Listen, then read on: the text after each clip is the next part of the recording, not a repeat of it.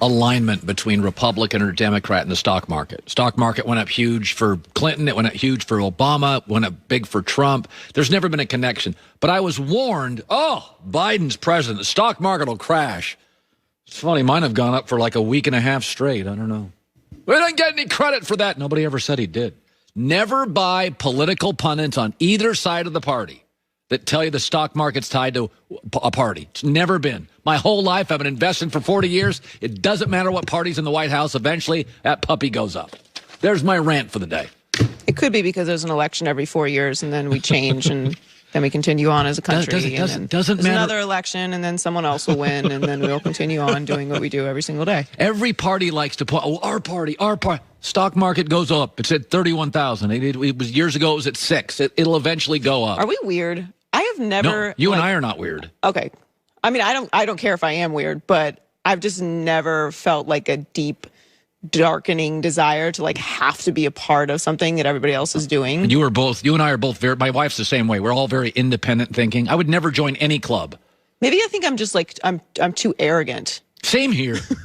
Like, wait, I'm supposed to do what you're telling me to do? I don't think so. You join my party. You're going to follow me. I'm not going to join yours. I'll take your suggestions, but that's based off of like a long resume of proven success. Other than that, just do your job. Crazy. I would never want to be part of any political party. How about Colin's new party? Common sense prevails. Independent thinking. I'm the president. Just pick a side that's not Looney Tunes. Joy with the news. No. Turn on the news. This is the Herdline News. All right. Well, Aaron Donald is feeling good despite suffering torn rib cartilage in last week's win over the Seahawks. Our very own Colin Coward is having some rib issues of his own. I went to a physical therapist yesterday. It was the most painful experience in a long time, but it was also helpful. Yeah, we talk about rehab all the time, very casually. Rehab is the hard part of an injury. The initial injury hurts, obviously. Yeah. But rehabbing that injury is awful. Yesterday was literally a knife in my ribs all day long. Yeah, you did that. I can't remember what it's called, but it looks like a knife, and they rub it on your skin. It's brutal. I would cry if it wasn't a woman doing it and I didn't want to humiliate myself. I would have just cried for an hour. I did. It hurts. Well, anyway, he said he's feeling fine. He did not practice on Wednesday and admitted his side was a little sore, but he said he has no pain. He feels healthy and strong, and he's going to be ready to play in Green Bay on Saturday. Fox Bet has the Packers favored by 6.5. That line might change because we're still waiting to find out what's going on with Goff and Wolford. I'm going to go with Goff's going to start. I don't have any insight here, but I'm going to go with Goff's going to start because Wolford's not practicing, and Sean McVay's not going into a game without a quarterback. Well, it's also a neck injury over a thumb injury, and I'm not a doctor, but you know, we saw Goff play through it last week. And he's got to be better 7 days later. Well, or worse. I mean, he wasn't supposed to play. Wolford was supposed to play. But they are banged up at that position. John Wolford, obviously, the neck injury. Cooper Kupp, he has a knee injury. He didn't practice. Obviously, Andrew Whitworth is still coming back from that knee injury, but he was limited, and Goff was a full participant. So it does look like, to your point, that Goff is going to get the start. But I think, obviously, the biggest point on this team, other than Goff, obviously, is Aaron Donald being 100% healthy, because their defense is what's going to keep them in this game and make it competitive if they can. Again, I think that this is an easy win for the Packers. If the Packers don't melt down, that's what's going to happen. I'm not dismissing what the Rams have been able to do so far, but they've just got a lot of injuries to overcome. So, oh my God, the Steelers. Ben Roethlisberger, obviously been with the organization for 17 years. Huge loss to the Browns, and there's a lot of questions about how much longer he can do this. Well, he still has one more year in his contract, details I'll get to in a second, but Mike Tomlin would not give a completely firm answer on whether he's coming back. I don't have a clear assessment of the overall impact of the cap ramifications, so I might not have a direct answer to your question, but I think it's reasonable to assume that there's a chance that he's going to be back, certainly.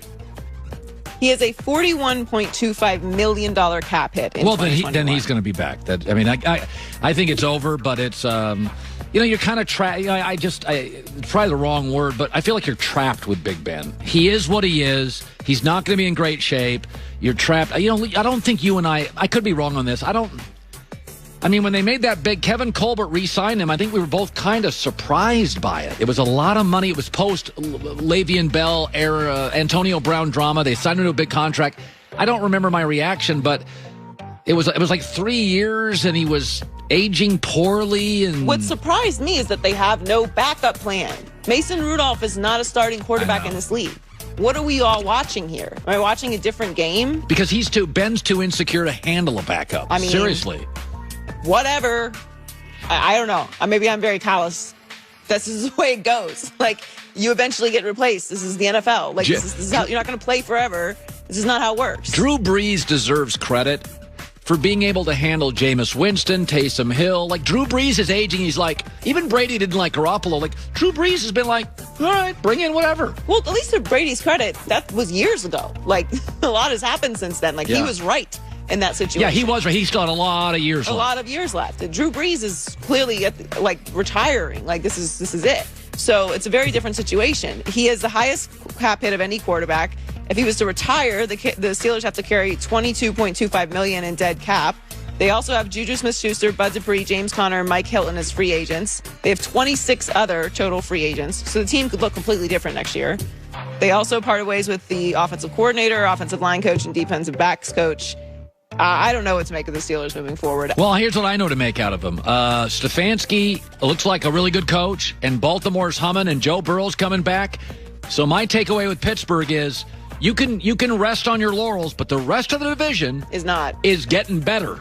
Cleveland's getting better. Cleveland got the right coach. Whether you like Baker or not, they got the right coach. I mean, they have Baker, too. They're not moving off Baker. Baker just won a playoff game. Seems to me Pittsburgh Pittsburgh 11 games this season. Brand is way better than the football. You've got to figure out what you're going to do at the quarterback position moving forward. So James Harden got his wish and was traded from the Rockets to the Brooklyn Nets. But before the news broke, DeMarcus Cousins didn't hold back his feelings on how things went down in Houston. Obviously, it's disrespectful, but everybody has a right to their opinion. We feel a certain type of way about some of his actions. He can feel however he wants to feel with the organization or whatever his current situation is, but the other 14 guys in the locker room have done nothing to him. So for us to be on the receiving end of some of the disrespectful comments and antics, it's completely unfair to us. That's the one thing about what Harden did is, even if I was going to leave Fox, I would still give my best effort the last show. Like, the idea that I'm just going to mail it in, I just don't love that.